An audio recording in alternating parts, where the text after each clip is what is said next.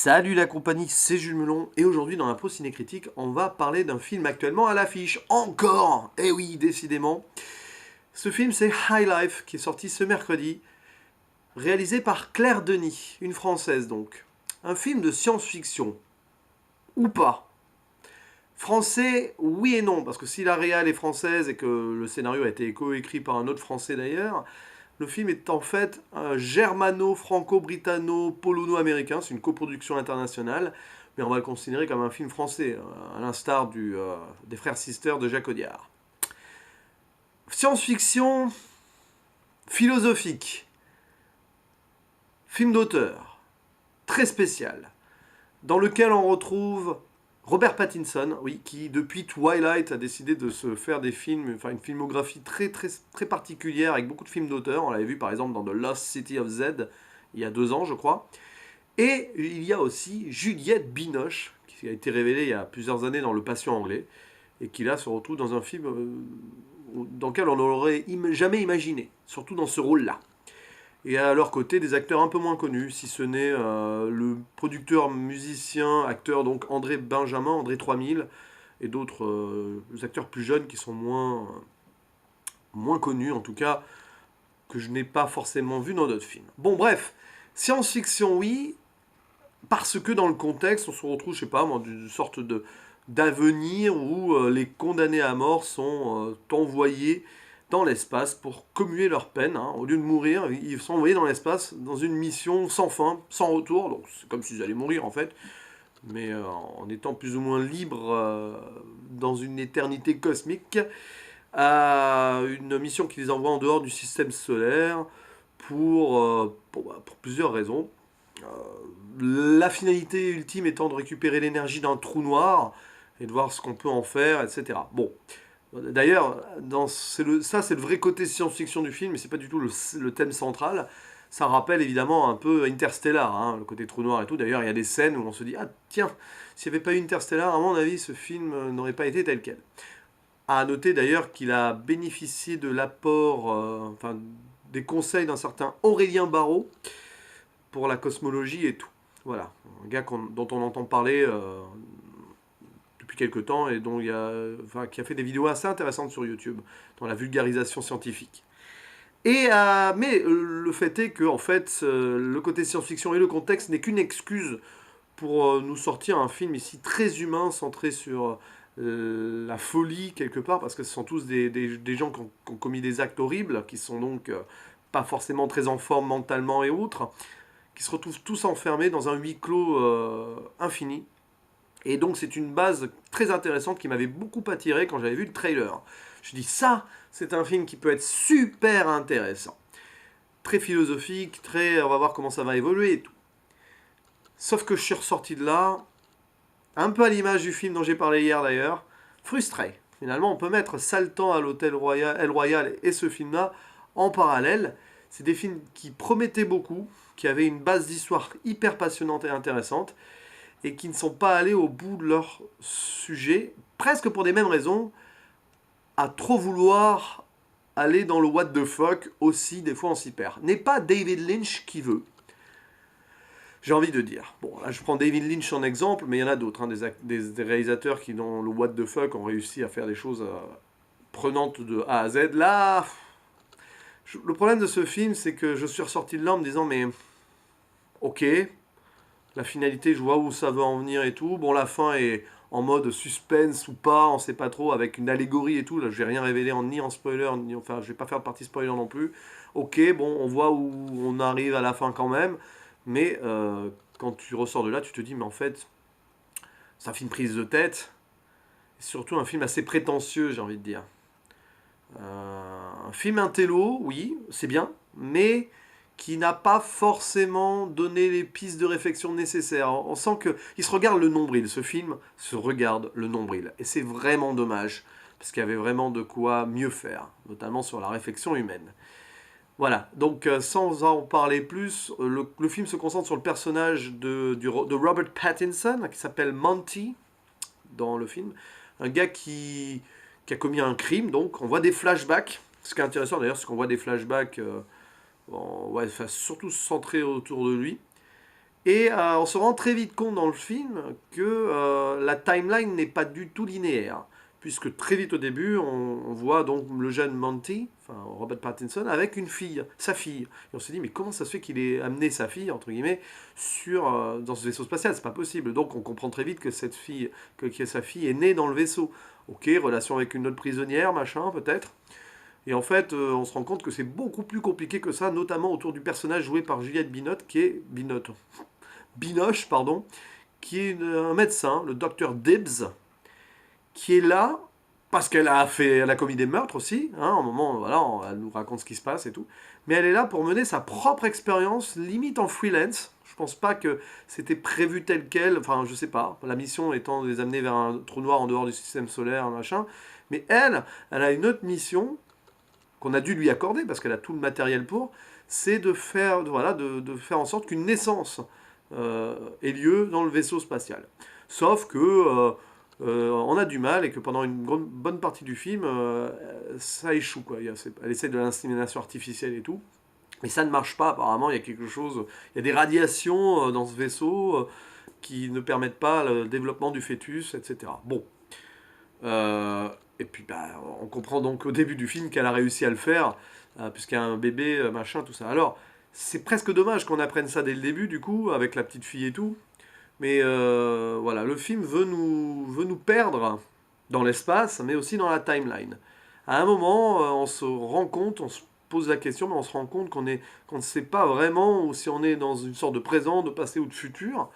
Est-ce que ce serait lié au fait que dans l'espace, ils vont plus vite que, enfin, ils vont à 90% de la vitesse de la lumière, je crois, et du coup, ils vieillissent beaucoup moins vite que les gens sur la Terre. À leur voyage, en gros, à un moment, c'est raconté, et ça fait 6000 jours qu'ils sont dans l'espace. Oui, parce que ça, c'est long, hein, leur machin.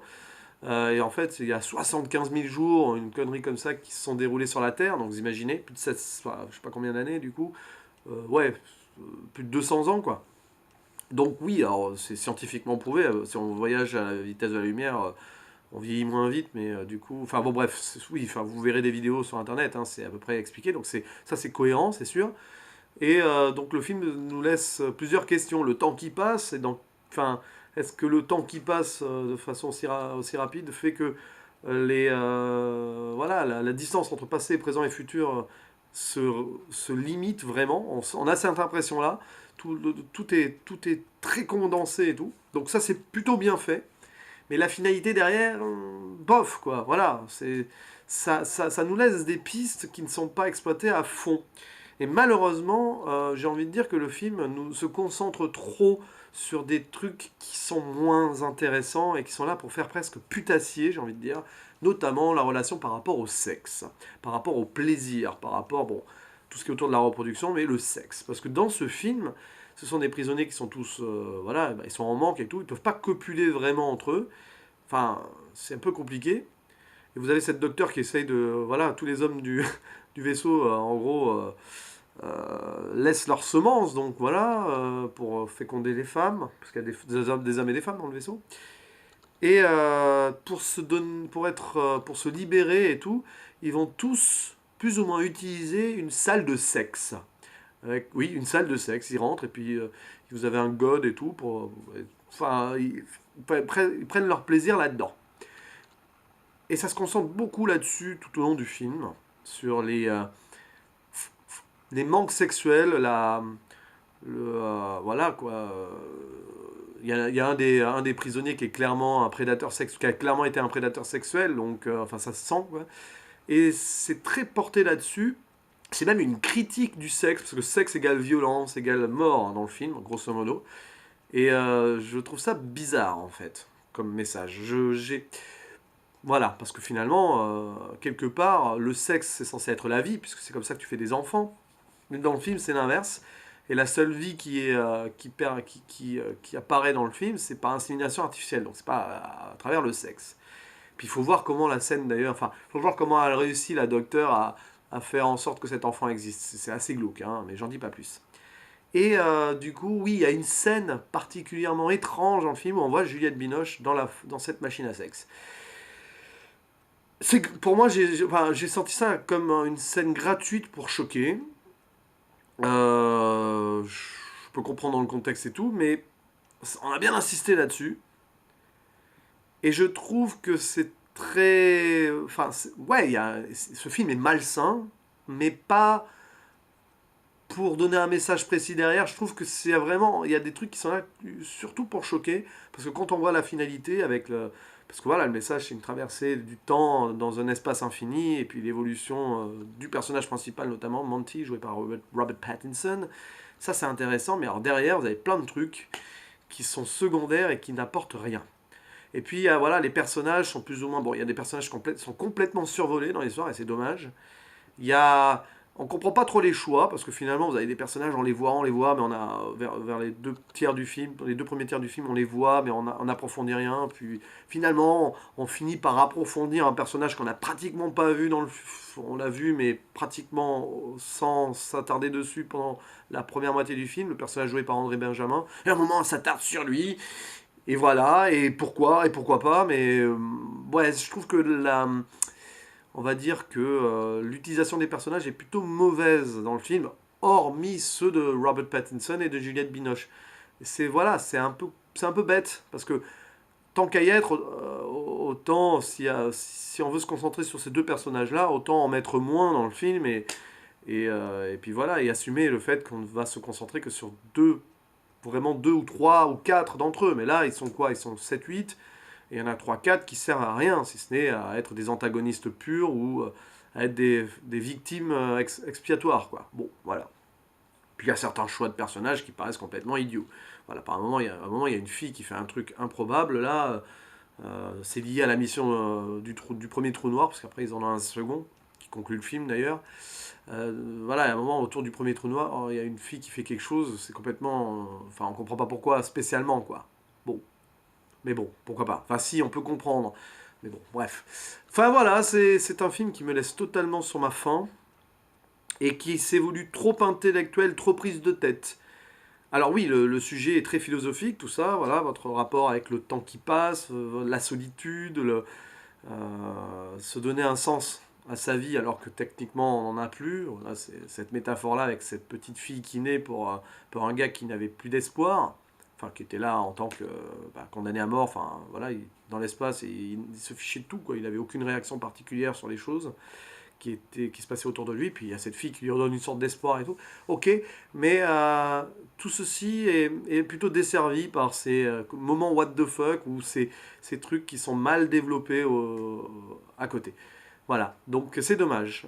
Le film se perd, à l'image de ces personnages qui se perdent dans l'espace, à moins que ce soit un petit peu une métaphore de la perdition aussi, qu'il ne faut pas chercher à comprendre. Voilà, c'est un peu métaphore de la folie qui entoure ces personnes qui non seulement ne sont pas bien dans leur tête, mais qui en plus projetées dans l'inconnu comme ça, forcément n'ont pas à réagir mieux, vous voyez ce que je veux dire? Donc c'est une bande de fous, une bande de gens qui n'ont plus d'espoir, qui sont balancés dans l'inconnu, forcément il se passe n'importe quoi.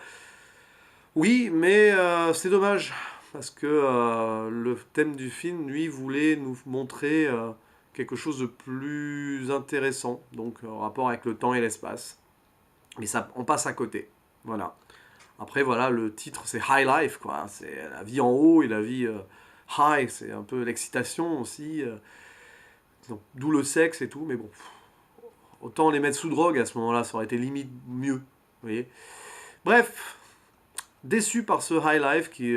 après, si vous aimez les films à la Kubrick, un peu à la Lynch, un peu à la Aronofsky, c'est un peu dans ce genre-là, mais ça reste inabouti, inachevé quelque part, et trop surfait pour ce que ça aurait dû être. Du coup, je mets 5 sur 10, malheureusement, même si j'aime bien l'idée qu'en France, on puisse sortir des films comme ça, que ce genre de film sorte en salle, on se donne les moyens d'avoir des films d'auteur intéressants potentiellement, ça c'en est un. Mais malheureusement, un film d'auteur avec un sujet intéressant, mal exploité. Et c'est dommage, parce que le cinéma français a besoin de ce genre de film, et celui-ci n'est pas réussi à mon goût. Voilà, et bon. Mais c'est une belle tentative qu'il faut quand même soutenir, en espérant que la prochaine du genre soit mieux, que ce soit par Claire Denis ou par quelqu'un d'autre d'ailleurs. Allez, à la prochaine, ciao.